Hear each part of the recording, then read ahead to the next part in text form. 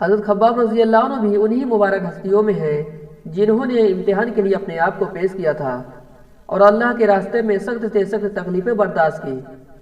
شروع ہی میں 5-6 آدمیوں کے بعد مسلمان ہو گئے تھے، اس لیے بہت زمانے تک تکلیف اٹھائی۔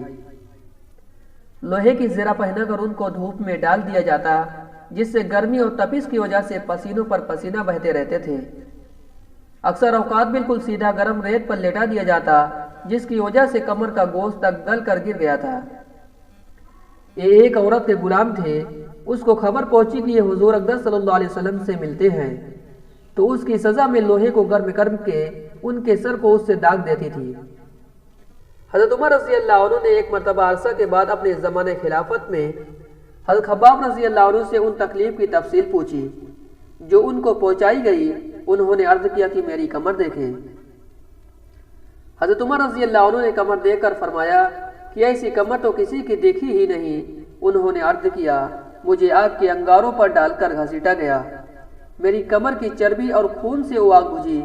ان حالات کے باوجود جب اسلام کو ترقی ہوئی اور فتوحات کا دروازہ کھلا تو اس پر رویا کرتے تھے کہ خدا نخواستہ ہماری تکلیف کا بدلہ کہیں دنیا ہی میں تو نہیں مل گیا۔ حضرت خباب رضی اللہ عنہ کہتے ہیں کہ ایک مرتبہ حضور اقدس صلی اللہ علیہ وسلم نے خلاف عادت بہت ہی لمبی نماز پڑھی۔ صحابہ رضی اللہ عنہ نے اس کے متعلق عرض کیا تو حضور صلی اللہ علیہ وسلم نے ارشاد فرمایا کہ یہ رغبت اور ڈر کی نماز تھی۔ میں نے اس میں اللہ تعالیٰ سے 3 دعائیں کی، 2 ان میں قبول ہوئی اور ایک کو انکار فرما دیا۔ میں نے یہ دعا کی کہ میری امت قحط سے ہلاک نہ ہو جائے، یہ قبول ہو گئی۔ دوسری یہ دعا کی کہ ان پر کوئی ایسا دشمن مسلط نہ ہو جو ان کو بالکل مٹا دے، یہ بھی قبول ہوئی۔ تیسری یہ دعا کی کہ ان میں آپس میں لڑائی جھگڑے نہ ہوں، یہ بات منظور نہیں ہوئی۔ حضرت خباب رضی اللہ عنہ کا انتقال 37 ہجری میں ہوا اور کوفہ میں سب سے پہلے صحابی یہی دفن ہوئے۔ ان کے انتقال کے بعد حضرت علی کرم اللہ وجہ کا گزر ان کی قبر پر ہوا تو ارشاد فرمایا اللہ خباب پر رحم فرمائے۔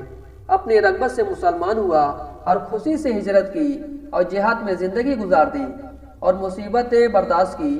مبارک ہے اس شخص جو قیامت کو یاد رکھے اور حساب کتاب کی تیاری کرے اور گزارے کے قابل مال پر عنایت کرے اور اپنے مولا کو راضی کر لے۔